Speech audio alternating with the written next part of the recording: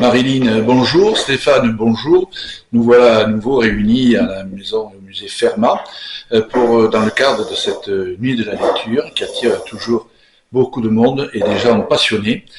Alors, quelques mots déjà pour présenter l'initiative et ensuite nous découvrirons l'invité d'honneur, Stéphane Keller. Tout à fait. L'association socioculturelle, depuis 2 ans, participe à l'événement national La Nuit de la Lecture.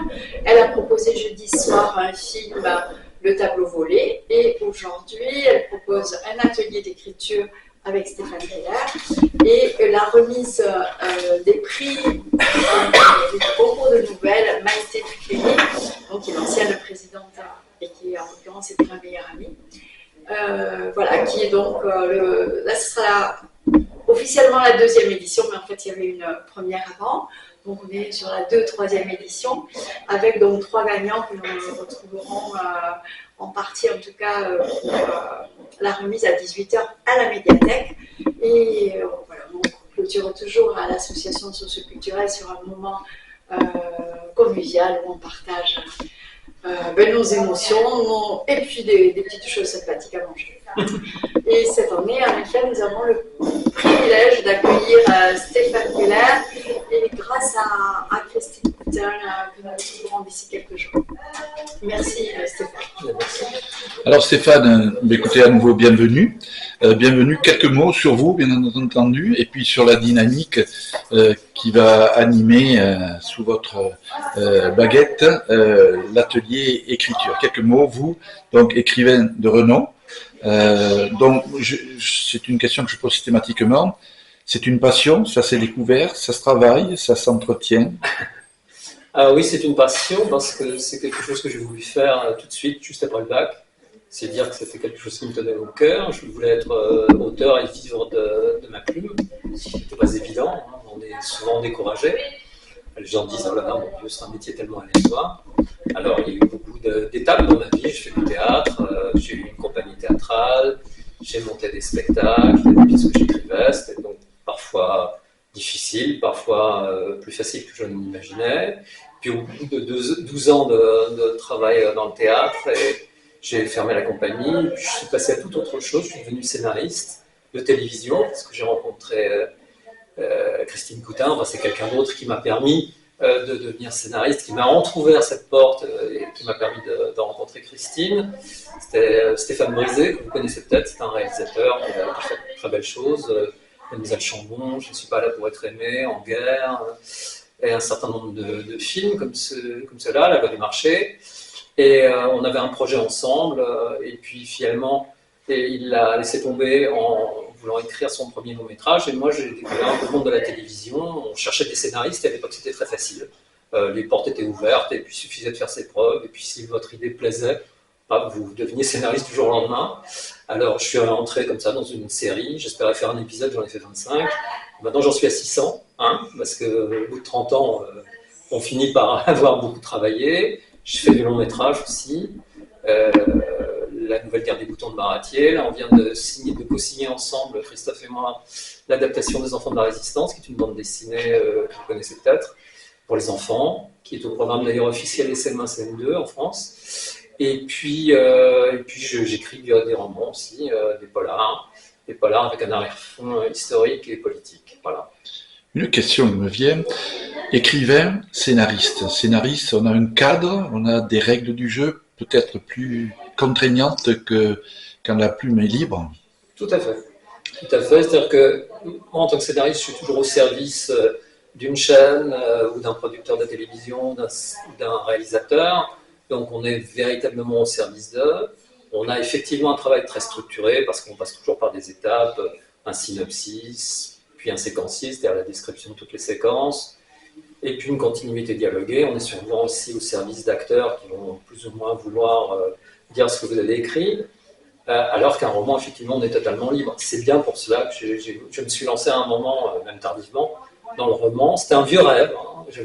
Au début, quand j'ai écrit, je me suis dit pourquoi ne pas être romancier, puis c'était compliqué.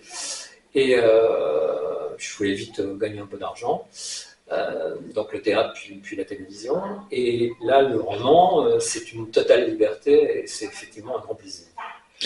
Je me suis fait entendre dire que dans les romans, il y a un esprit de polar, non, c'est principalement... Oui, moi je fais du polar avec un arrière-plan historique ou politique, c'est-à-dire que cet arrière-plan historique me permet de développer les histoires et de donner un arrière-plan, un décor qui me paraît plus intéressant, plus riche que si on parlait platement d'une époque neutre. Voilà. Donc, le premier roman revisitait l'attentat contre Kennedy avec la participation d'un tireur français cette fois, donc ex-membre de l'OAS. L'avant-dernier roman, c'est une uchronie, c'est-à-dire que je transforme l'histoire. J'imagine que les Américains décident d'éliminer De Gaulle en 1945 et d'établir un protectorat sur la France. Qu'est-ce que serait devenu ce pays sans De Gaulle ? Et le dernier roman, Moneda, se passe au moment du putsch au Chili et le renversement d'Allende. Mais il y a toujours un arrière-plan, ou un premier plan polar avec un assassin, des flics qui cherchent, mais en même temps, en parallèle, il y a la grande histoire. Donc je suppose que ça nécessite un travail de recherche, d'analyse. Est-ce qu'il y a plusieurs œuvres en même temps, ou quand on se lance sur une écriture, que ce soit un scénario ou pas, on se consacre qu'à celui-là, ou on peut ouvrir plusieurs tomes Un scénar, on peut effectivement travailler sur des projets différents. D'abord parce que très honnêtement, tous les projets n'ont pas la même importance, ni la même rémunération, donc de temps en temps vous êtes obligé d'aller gagner votre pain ailleurs. Mais quand on écrit un roman, on peut difficilement écrire deux romans en même temps, surtout lorsqu'on fait un gros travail de recherche historique, comme je le fais, et pas seulement historique d'ailleurs. J'essaie de me plonger dans une époque. Moi, ma grande satisfaction, par exemple, j'ai écrit un livre qui s'appelait Telstar, qui se passait durant la guerre d'Algérie à Alger.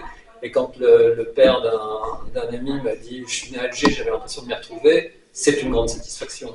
Quand sur Moneda, la secrétaire générale de l'ambassade du Chili dit « j'avais l'impression de lire en espagnol, j'avais les larmes aux yeux, j'avais l'impression de me retrouver dans mon pays à cette époque-là », c'est une vraie satisfaction, ça veut dire que j'ai vraiment atteint mon but. Voilà. Et donc, pour en arriver à animer des ateliers écriture, c'est pour transmettre cette passion. C'est venu comme ça aussi, ou ça a été plébiscité par des tiers tels que l'association? Honnêtement, c'est une première pour moi, donc c'est très excitant.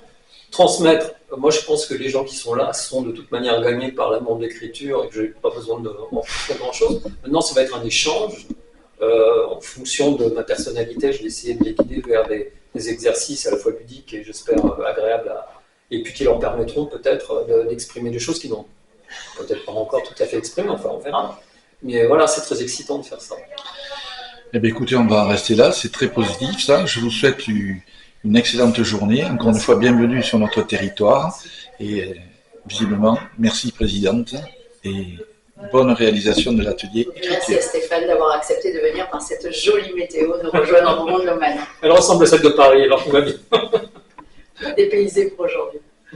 Au revoir tous les deux. Au revoir, merci. Merci Pierre pour avoir la présence aujourd'hui de Stéphane, on va dire Pierre. Oui, On va dire Pierre. Je me présenterai rapidement, comme ça il faut vraiment la présenter. Voilà, tout à fait. Voilà, donc il a accepté de partager notre deuxième atelier dans le cadre des nuits de la lecture. Et, voilà, que nous poursuivons après, vous savez tous, je suppose, avec la remise des prix du concours de nouvelles du prix Maïté Tuféry, qui aura lieu à la médiathèque à 18h. Et merci à la télévision de s'être déplacée. J'ose rien dire pour la télévision.